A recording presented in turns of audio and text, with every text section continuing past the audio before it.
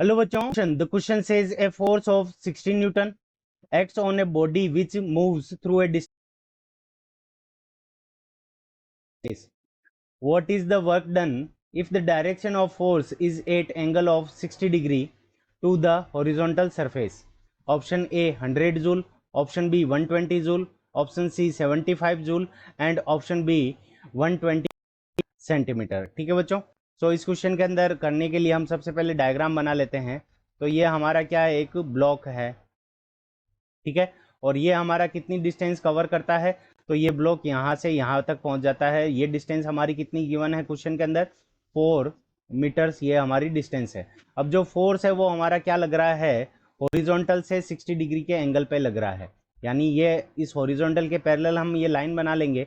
सो यहाँ से हमारा जो फोर्स है वो कितना है, 60 न्यूटन, 60 डिग्री का ये एंगल है और ये फोर्स हमारा लग रहा है। और फोर्स की वैल्यू भी हमें कितनी गिवन है, 60 न्यूटन्स गिवन है। तो ये हमारा डायग्राम हो गया।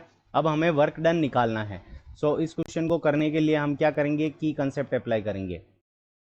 सो की कॉन्सेप्ट, अब की कॉन्सेप्ट के अंदर हमारा क्या होगा, वर्क डन का फॉर्मूला होगा।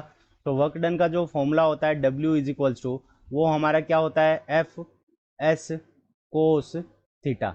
यहाँ पे एफ क्या है, एस क्या है, कोस थीटा क्या है, उसके बारे में हम समझ लेते हैं। तो एफ तो है हमारा क्या है यहाँ पे फोर्स, एफ हमारा क्या हो जाएगा, फोर्स, और एस हमारा क्या हो जाएगा, डिस्प्लेसमेंट। एस हमारा क्या हो गया, डिस्प्लेसमेंट, यानी कितना डिस्प्लेसमेंट हो रहा है, यानी कितनी डिस्टेंस वो ब्लॉक हमारा आगे की तरफ गया है, तो वो हमारा हो जाएगा डिस्प्लेसमेंट। और थीटा हमारा क्या है, एंगल। थीटा हमारा क्या है यहाँ पे, एंगल। एंगल किसके बीच में, angle between F and S, F और एस के बीच का एंगल कितना है वो। सो हम यहाँ से क्या कर लेंगे, वर्क डन कैलकुलेट कर लेंगे। तो W इज इक्वल्स टू, अब यहाँ पे वैल्यू पुट करेंगे तो फोर्स की वैल्यू हमें कितनी गिवन है, 60, डिस्प्लेसमेंट कितना हुआ है 4, और एंगल कितना है, सो एंगल है 60 डिग्री, तो यहाँ पे लिख देंगे कोस 60 डिग्री।